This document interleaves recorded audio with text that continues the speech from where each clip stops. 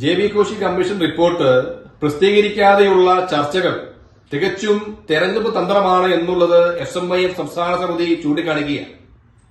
ഈ ദിവസങ്ങളിൽ തന്നെ ജെ.ബി. കോശി കമ്മീഷൻ റിപ്പോർട്ട് നടപ്പിലാക്കുകയാണെന്നും അതിന്റെ മുന്നോടിയായി അടുത്ത മാസം മുഖ്യമന്ത്രി ഒരു ചർച്ചായോഗം നടപ്പിലാക്കുവാൻ തീരുമാനിച്ചിരിക്കുന്നു എന്ന് കേൾക്കുമ്പോൾ ഇത് തികച്ചും ഒരു തെരഞ്ഞെടുപ്പ് തന്ത്രമാണ് എന്നുള്ളത് ഏത് മനുഷ്യനും മനസ്സിലാക്കാൻ സാധിക്കുന്ന കാര്യം തന്നെയാണ്.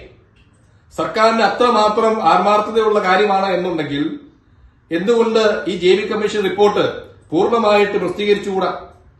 ആദ്യം തന്നെ ഇവരിത് പൂർണ്ണമായിട്ടും പ്രസിദ്ധീകരിക്കുകയും അതിന് സഭാ നേതാക്കന്മാർക്ക് ഇതിനാവശ്യമായിട്ടുള്ള ചർച്ചകൾ നടത്തുവാനും അവലോകനങ്ങൾ നടത്തുവാനും അതിന്റെ ഭാഗമായി തന്നെ മുൻഗണനാ ക്രമത്തിൽ ഇത് കാര്യങ്ങൾ നടപ്പിലാക്കുവാൻ വേണ്ടി ബഡ്ജറ്റിലൂടെ അതിനുവേണ്ടിയുള്ള ഫണ്ടുകൾ മാറ്റി വയ്ക്കുക എന്നുള്ള കാര്യങ്ങളാണ് ചെയ്യേണ്ടത്. അല്ലാതെ ഇത് പ്രസിദ്ധീകരിക്കാതെ നാളെ നടപ്പിലാക്കുകയാണ് എന്ന് പറയുമ്പോൾ ഇത് ക്രൈസ്തവ സമൂഹത്തോടുള്ള അവഗണന തന്നെയാണ്. ക്രൈസ്തവ സമൂഹത്തിലെ അധ്യാപകരോട് കാണിക്കുന്ന അവഗണന പോലെ തന്നെയാണ് ഈ ജെ.ബി. കോശി കമ്മീഷൻ റിപ്പോർട്ട് പ്രസിദ്ധീകരിക്കാതെ ഇത് നടപ്പിലാക്കുന്നു എന്ന് കാണിക്കാൻ പോകുന്നത്. ഇതിനെക്കുറിച്ച് കൂടുതൽ ചർച്ച ചെയ്യുവാനും ഇതിന് മുന്നോട്ട് ഇത് പൂർണ്ണമായിട്ട് പ്രസിദ്ധീകരിക്കണമെന്ന് ആവശ്യപ്പെടുവാനും അഭിനന്ദ പിതാക്കന്മാരുടെ നേതൃത്വത്തിൽ എസ്.എം.ഐ.എം സംസ്ഥാന സമിതിയുടെ യോഗം ഈ 21-ാം തീയതി കാക്കനാട് വെച്ച് നടപ്പിലാക്കുകയാണ്. അതിന്റെ ഭാഗത്തു നിന്ന് എടുക്കുന്ന തീരുമാനങ്ങൾ പ്രതിഷേധങ്ങളാണെങ്കിൽ പ്രതിഷേധങ്ങൾ, അല്ലെങ്കിൽ ഒരു തെരഞ്ഞെടുപ്പുമായി ബന്ധപ്പെട്ട് നിൽക്കുന്ന മറ്റു കാര്യങ്ങളിലേക്ക് മുന്നോട്ട് പോകുവാനും എല്ലാം എസ്.എം.ഐ.എം സംസ്ഥാന സമിതിയുടെ ഭാഗത്തു നിന്ന് ഉണ്ടാകും എന്നുള്ളത് തീർച്ചയാണ്.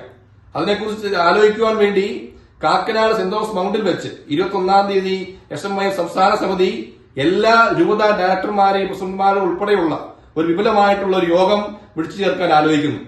അതിന്റെ ഭാഗത്തു നിന്ന് എടുക്കുന്ന തീരുമാനങ്ങൾ വളരെ ശക്തമായി എല്ലാ രൂപതകളിലും നടപ്പിലാക്കുവാൻ എസ്.എം.ഐ.എം സംസ്ഥാന സമിതി തീരുമാനിച്ചിരിക്കുന്നു. ഇത് തികച്ചും ഒരു സമൂഹത്തോട് കാണിക്കുന്ന അവഗണന തന്നെയാണ്. ആ അവഗണന അല്ല എന്നുള്ളതും അവരെ ചേർത്ത് നിർത്തുവാൻ പോവുകയാണെന്നുള്ളത് ഒരു തെരഞ്ഞെടുപ്പ് തന്ത്രമായിട്ട് തന്നെയാണ് ഇത് പ്രസിദ്ധീകരിക്കാതെ മുന്നോട്ട് പോകുന്നത്. ഏറ്റവും പ്രധാനപ്പെട്ട കാര്യം, ഇത് കണ്ടിട്ടും കേട്ടിട്ടും പ്രതിപക്ഷ സംഘടനകൾ മൗനം അവലംബിക്കുന്നതും ഒരു പ്രതിഷേധകരമായ കാര്യം തന്നെയാണ്. ഈ കാര്യത്തിൽ അവരുടെ ശബ്ദം പൊങ്ങുന്നില്ല, അവരുടെ നാവുകൾ പൊങ്ങുന്നില്ല. എല്ലാവരും ഇതിനെ ഒരു മൗനം അവലംബിക്കുമ്പോൾ സർക്കാരും ഈ തരത്തിലേക്ക് പോകുന്ന കാണുമ്പോൾ ക്രൈസ്തവ സമൂഹത്തോട് തികച്ചുമായിട്ടുള്ള ഒരു അവഗണന കാണാൻ സാധിക്കുന്നതാണ്. ഈ 21-ാം തീയതി നടക്കുന്ന തീരുമാനം എന്തു തന്നെയാണെങ്കിലും അത് എല്ലാ രൂപതകളിലും നടപ്പിലാക്കും എന്നുള്ളത് അറിയിക്കുന്നു. Thank you.